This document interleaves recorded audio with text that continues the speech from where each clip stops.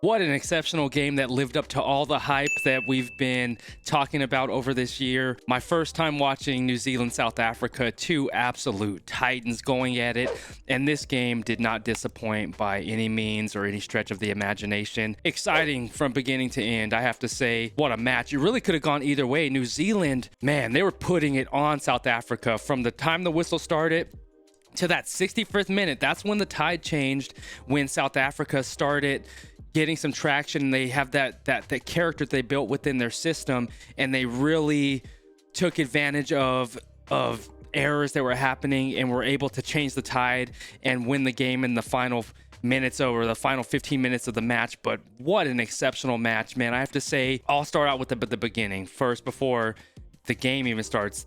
The opening ceremonies, both anthems were incredible, but I do have to say, South Africa, man, the chills, man. I got the freaking chills when they were singing their national anthem, and the entire stadium was singing in cohesion and unity. It was such a beautiful sound, and the pageantry was so beautiful to witness because everyone was just so united, just chanting the anthem and singing out loud with so much pride, unity, and it was awesome to see. So that anthem at the beginning by South Africa was absolutely beautiful. I just loved how the entire stadium made it so interactive and they all got in on it, and you could see that was that togetherness, and they were really excited for the match. So the atmosphere starting out was absolutely incredible. Of course, you had the tribal warriors coming out at the beginning, hitting each other, getting that energy pumping up, and then you had the beautiful haka happening, and then the match kicks off, man. And I have to say, New Zealand started out hot. They looked fast, they looked powerful, they looked quick, physical. They were moving the ball. Their pace was absolutely exceptional. They were really just putting it on South Africa. Within the first 5 minutes, South Africa had a yellow card. Fossey went out, and then we had Cody Taylor from New Zealand just scoring that try, and they were up early, and it was like, man, okay, we're in for a match, right? This is absolutely the game and the games of the summer, or I say my summer, but man, it started off really hot, and then South Africa started putting things together. They started getting their sets together, because New Zealand, before they got that first try, they went with it was a double-digit phases that they went through. I think they hit like 11 or 12 phases, and correct me if I'm wrong, but they hit like 11 or 12 phases before that first try happened, and they were just really putting it together and just going at it and attacking hard. And then South Africa came back. It was like the 16th minute when they had that close line out within the 5-meter entry, and Bongi just gets in there, scores the try, and Sasha, he actually ran out of time on the conversion, and he wasn't able to kick the conversion, so they were down 5-7, and then the half kept going, and I feel like New Zealand was really dominant in the first half, and they were taking advantage, not making a lot of mistakes, man. They were making exceptional cross kicks. The Barrett brothers were playing exceptional. Caleb Clark, I said it last video, or one of the last videos, he is really putting it together, showing so much form, pace, and his work rate is exceptional. That guy is really putting together and looking really form and looking class, man. I really like how Caleb Clark is playing. But New Zealand came out with guns blazing, and it was just a physical match. And I'm just sort of going to fast forward with talking about the physicality. You could tell just looking at the end of the match. Well, you had South African players bleeding. You had Kurtley Ardenser going out with an HIA. He got a concussion. You can tell his arms went limp. You see Sia Khaleesi during the post match. His face is swollen on the right side, and that's just like that brutality that's going in, man. So it lived up to all the hype and everything. And we're gonna go into the stats like we always do and check it out. But they go into half. A 1-point game. New Zealand's winning 11-12, and then they just come out freaking firing, man. The best way to start the second half. Barrett gets the try. Just what exceptional timing to get that interception. He just he read that play so beautifully. You know, he must have gone through film study and just noticed their tendencies, noticed South African tendencies on that play and that setup they were trying to make. Because right when they threw it, he just took off. He put his foot down, took off, and timed it so well. Interception, open break, and it was just beautiful to watch. It was beautiful to watch. You could tell that's a man that has it dialed in, and he was locked in and focused, and the way he read that play was absolutely brilliant. But man, you know, I can go on all day about this match. It was just so much fun to watch, and I'm glad that I finally got to witness it. But something happened, man, about that 65th minute. It was looking bleak. It was looking really bleak for South Africa. They were down 10, and you know, New Zealand was they were doing a good job placing it, getting meters, and kicking the ball away. But then South Africa, they just dug deep, and then they started putting phases together. They started putting points on the board, and eventually clawed, fight, scratched, and did everything they could to get back into this match and win. It was just a tenacious and gutsy win by South Africa. They dug it out, and I have to give a massive shout out and congratulations to both sides. What an exceptional display of rugby that both these teams put on for their nation and for all of us. What a viewing pleasure. When you talk about high quality rugby, this was the best match that I've ever witnessed in rugby. And you know, I'm new to it, but man, this year that is the absolute best match that I've ever witnessed, because you could tell like the emotion, what was on the line. You could tell the history between these two nations, and they put it all on display. It was just like, it was a slugfest. New Zealand came out, you know, throwing the huge blows, knocking South Africa back, but South Africa didn't wither. They fought back, and they started throwing their own big blows, and by the end of the match they came out on top, leaving it 31-27. And I know there were some errors in the match. There were some missed conversions. There were drop goals attempted by Sasha, which was cool. So they were taking risk.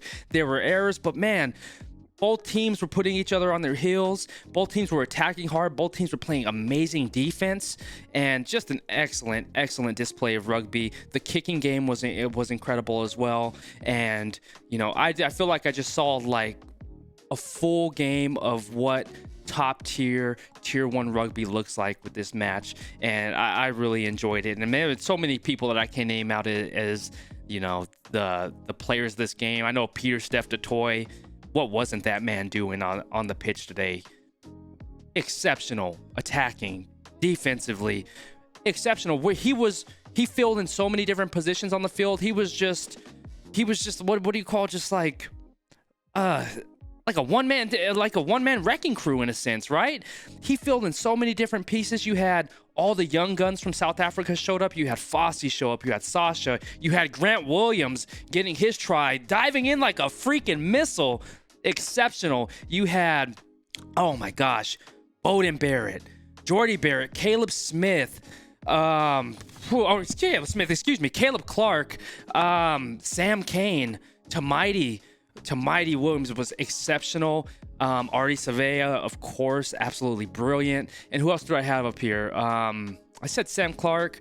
Man, they just had so many great players, and Taleo was great as well. And also Rico Ioane was making some big breaks, so he had some good plays as well. I just feel like both sides showed up, and they put it all on display. You know, they have nothing to hang their heads for in this match. I'm really excited to see this upcoming match this coming week. But let's dive into the stats, crew. I really want to check this one out and see how the possessions and field advantage and all that stuff broke down with the flow charts and everything. So we know South Africa wins 31-27 full time.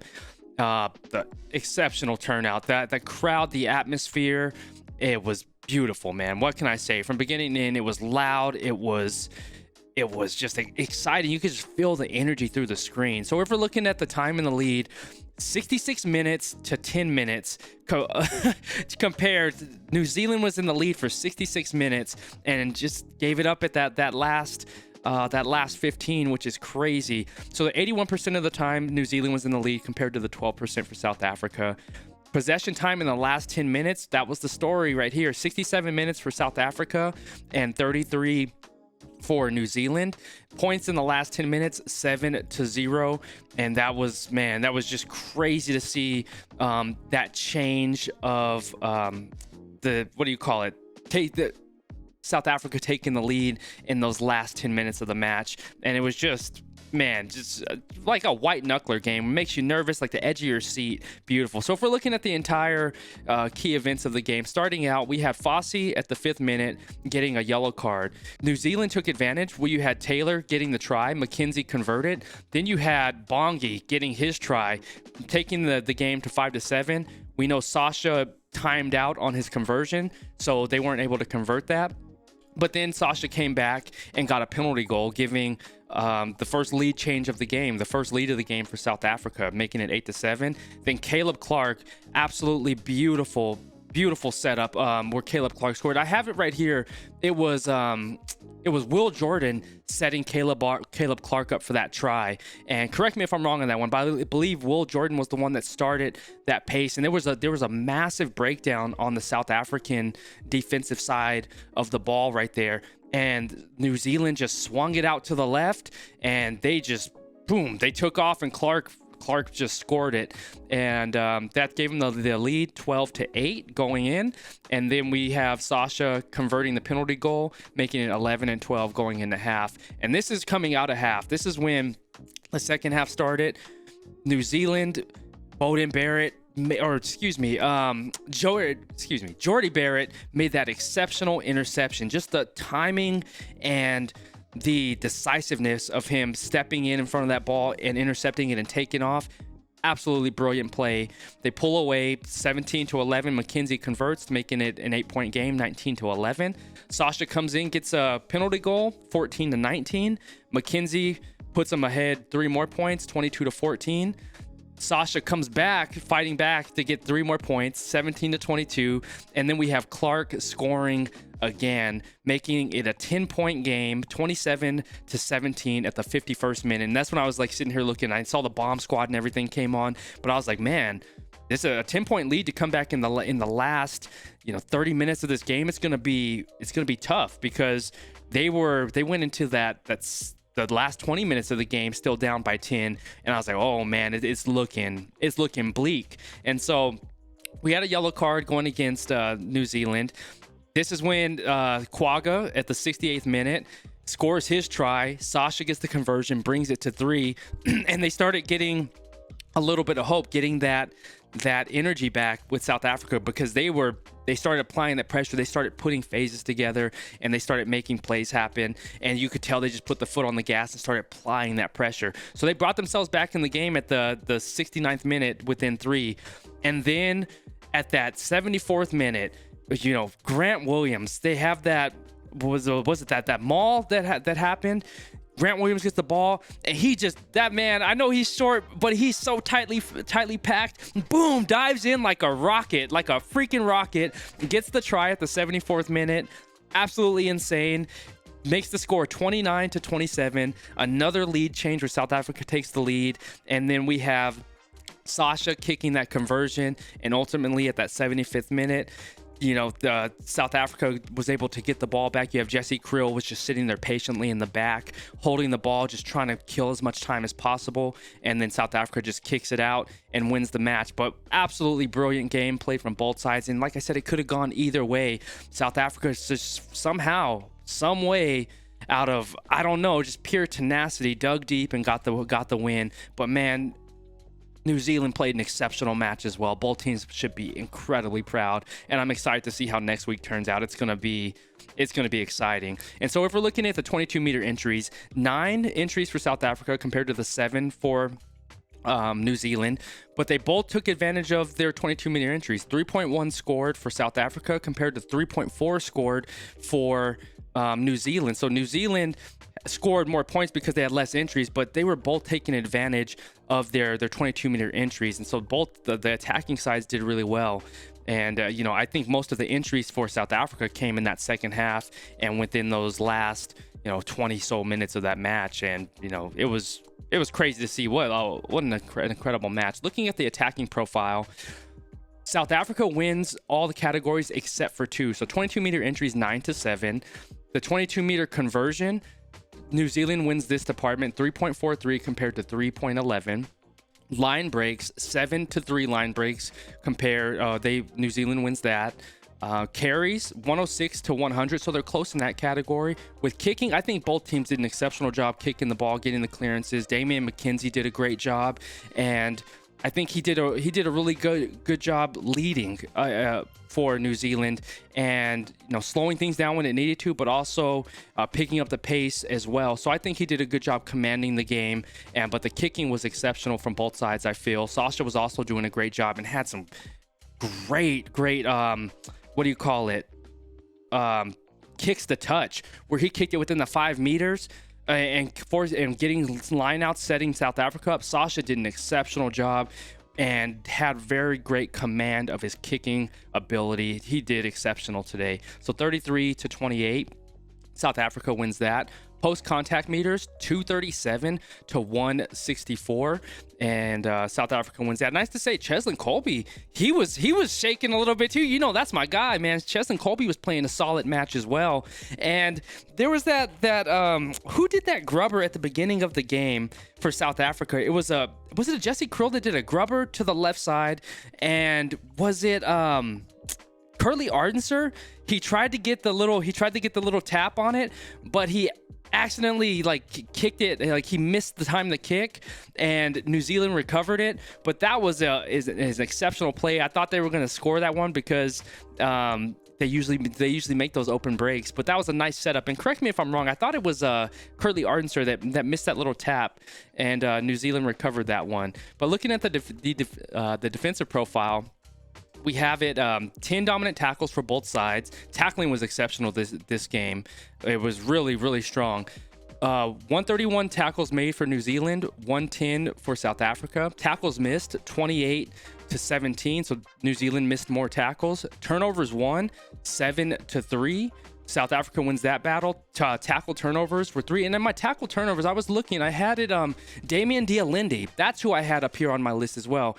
He was the one, he led in turnovers. He had, all 3 of those turnovers, I believe. And he did a great job creating turnovers for South Africa. And I think he showed up as well. So I have to give him a shout out as well. Tackle offloads allowed 13-4. And South Africa is marked as winning that department. The tackle offloads allowed, is that like a, I'm still learning the stats side of this. It sounds like they basically lose this one even though they had more. Because they're allowing 13 compared to New Zealand allowing only 4. Let me know if that's the correct read on that one, Qrew. I would say New Zealand had that advantage, but please correct me if I'm wrong. So looking at the ruck speed from that 0 to 3 seconds, 63% to 51%, New Zealand wins that battle. From the 3 to 6 second mark, South Africa wins at that 29 to over that 24%, and 6+ seconds, 11% for South Africa, 6 for New Zealand. And so for 85 rucks won for South Africa compared to 66 won for New Zealand. And the last 5 penalties of the game, 4 to New Zealand and 1 to South Africa. But let's take a look at these stats really quickly and look at the possession times on some things. So we see that, PSDT, 18 carries. He had a heck of a game. Jordy Barrett had an exceptional game. Jasper Weiss did as well. And this is my first time actually seeing Jasper and really getting familiar with his name. So I like seeing some new names and learning about them. So we already went over this breakdown. Looking at the territory breakdown, 53% for South Africa compared to, there's ads popping up over here, 53% to South Africa compared to 47% for New Zealand. Looking at the possession time, so possession in the last 10 minutes, 67 for South Africa to 33 for New Zealand, and overall possession for the match, 55 for South Africa to 45 for New Zealand. So if we're looking at the breakdown for South Africa, going up from their 22 meter all the way up to the opposing 22 meter or 5 meter entry, 9, 21, 36, and 33. So they were really dominant in threatening the 50 meter area and the 22 meter area of New Zealand. And looking at New Zealand, there goes 17, 22, 32, and 29. They were also dominant on the side of on attacking the South African side of the field as well. So all teams were so evenly matched, and it was just one of those games that could have gone back and forth. And just late errors at the end cost New Zealand the game, and like a little bit of like discipline errors, I would say. But New Zealand, man, it could have really gone either way, but South Africa took advantage of those late errors and won the match. Set plays total 6-4 scrums. New Zealand won the scrums. They've won 100% compared to 75% over South Africa. 26 lineouts for South Africa compared to 14 for New Zealand. And then we're looking at lineouts won 93 to 92%. New Zealand wins that battle. And restarts received 10-6, and 100% of the restarts were won by South Africa compared to 83% by New Zealand. And so we looked at the attacking with the line breaks, post meters, turnovers 7-3, and turnovers lost 12-15. And looking at penalties, 14 penalties conceded. Really, I didn't even realize that New Zealand conceded 14 compared to South Africa's 5, and they both gave away a yellow card. So, like I said, it was just one of those interesting matches. It was so back and forth, and both teams were just, yeah, you could tell that they're just two dominant teams in the world, man. It made for so much fun rugby. It's cool to see when teams of such high caliber play at the highest level and they show up on the same day where it's not a complete blowout. Both teams played exceptionally well. Really enjoyable game. I'm excited to see how this next week turns out. I'm excited, crew. Next week is going to be a lot of fun, and I hope to get to stream it. It's been hectic over this side, so I still have to respond to all your comments and everything from the past few weeks, and get back to you on all the video comments, crew. It's just been hectic over here, and I'm just getting over a cold and all that stuff, so getting back bounced on my feet. But it was fun to check out this match this match today, and I'm really excited to see how this championship turns out. But overall, it's been really fun. I want to hear your thoughts in the comments below. What were your thoughts on this game?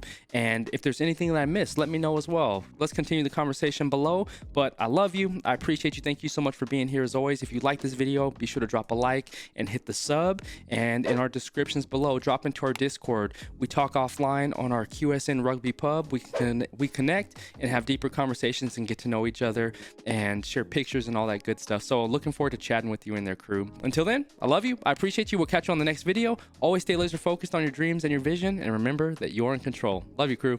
Peace.